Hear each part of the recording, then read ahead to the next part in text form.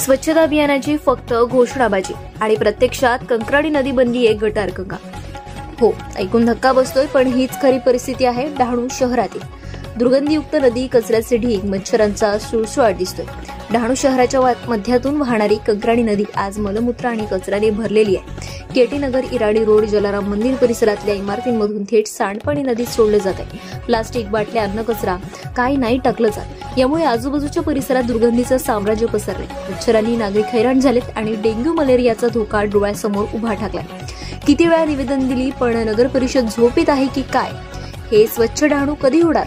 आमच्या आरोग्याशी असा खेळ मांडलाय अशी प्रतिक्रिया सध्या जनमानसात दिसते।